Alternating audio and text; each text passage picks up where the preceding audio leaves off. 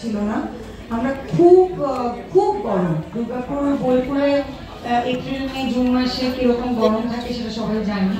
তো প্রচন্ড গরমে আমরা শুটিং করেছি এবং বাংলা ছবির বাজেট খুবই কম থাকে সবসময়, সেই জন্য আমাদেরকে অনেক বেশি কষ্ট করতে হয়, আমাদের সব রকম অ্যামিনিটিস লাক্সারি থাকে না। এই ছবিটার ক্লাইম্যাক্স, এই ছবিটার কি বলবো ক্ষীর আর কি। তো ছবিটার last half an hour, last 20 minutes is very very important and crucial.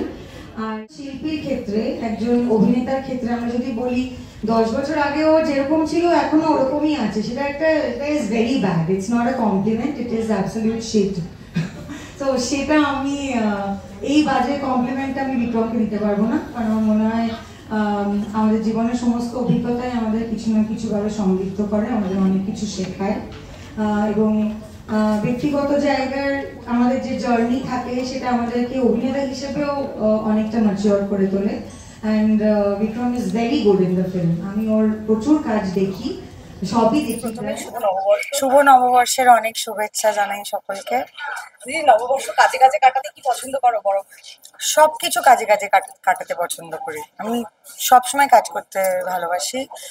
আর আমার মা বলতেন যে বছরের প্রথম দিনটা যেভাবে কাটে তার রেশটাই সারা বছর থেকে যায়। সেই জন্য আজকে বছরের প্রথম দিন সবার সঙ্গে দেখা হলো, আপনাদের সঙ্গে আমার সারা বছরই দেখা হয়, তো এখন কনফার্ম যে সেটা হবে। আর আমার নতুন কাজ আসছে 25শে এপ্রিল, দুর্গাপুর জাংশন, সো তার ট্রেলার লঞ্চ হলো।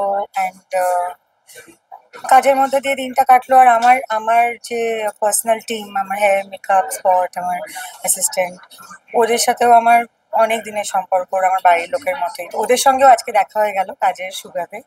So I am very happy, I had a good day. এখানে তো সাংবাদিকের চরিত্র অভিনয় করা, এটা তো তোমার রেফারেন্স কি ছিল? আমার রেফারেন্স ছিল যে এই যাদেরকে আমি সবসময় মিট করি এবং তাদের মধ্যে যাদের শিরদাঁড়া যথেষ্ট সোজা এবং শক্ত, এবং তারা তাদের সিনিয়রদের সঙ্গেও অনেক সময় ঝগড়া করে, তারা যে স্টোরিটা করতে চায় সেটা করতে দেওয়া হচ্ছে না বলে। তো এরকম অনেকেই আমি চিনি, জানি, তো তারাই আমার কাছে রেফারেন্স। অলরেডি একটা ছবি চলছে, সবাই ভালোবাসা দিচ্ছে, আজকে ট্রেলার লঞ্চ, এবং স্বস্তিকা দিও এসেছেন এবং খুব বললেন যে তোমার কথা, কেমন লাগলো? দেবী যা বলেছে সেটা শুনে অফকোর্স আমার ভীষণ ভালো লেগেছে। আমার ভীষণ পুরনো বন্ধু। আর এই ছবিটা একটা কি বলবো, একটা সত্যি অন্যরকম ছবি। ইটস ভেরি ইন্ট্রিগিং, খুব কন্টেম্পোরারি একটা গল্প।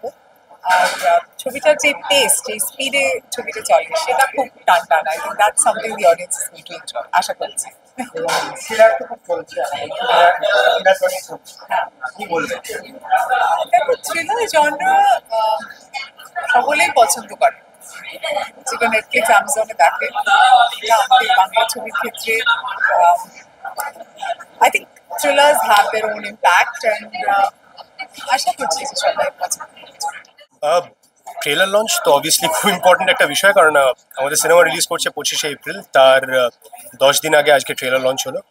আমি ছিলাম, ভেবলিদি ছিল, আমাদের টিমের আরও অন্যান্য অনেক মেম্বাররা ছিলেন, একাবলি, অরিন্দম দা, প্রসেনজিৎ। সিনেমাটা ইজ অ্যান ইনভেস্টিগেটিভ থ্রিলার, যেখানে আমি একজন পুলিশ অফিসার প্লে করেছি, ভেবলিদি একজন জার্নালিস্ট। এবং সিনেমাটা শেষ 25 মিনিট, যেটা বেশিরভাগ থ্রিলারের ক্ষেত্রে খুব ইম্পর্টেন্ট নয়, আমাদের ক্ষেত্রেও খুবই important. It's a head on collision ভেবলিদির এবং আমার চরিত্রের মধ্যে। আর আমরা খুবই আশাবাদী যে অডিয়েন্সের যদি ওই 25 মিনিট খুব ভালো লাগে, তাহলে আমরা এই সিনেমাটা দ্বারা যেটা চেষ্টা করেছি, যে ইম্প্যাক্টটা ক্রিয়েট করার চেষ্টা করেছি, সেটা করতে সফল।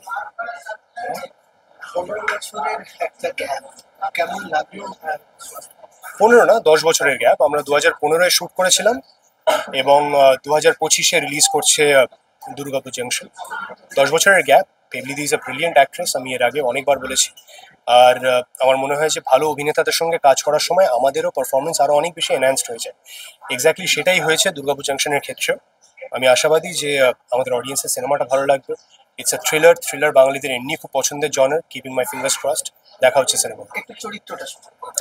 খুব রাগেড, রাফ অ্যান্ড টাফ একটা কপ, একটা পুলিশ অফিসার, যে বিশ্বাস করে যে তাকে যদি একটা কোনো টাস্ক দেওয়া হয়ে থাকে তাহলে সেই টাস্কটা সে যে কোনো মূল্যে কমপ্লিট করবে।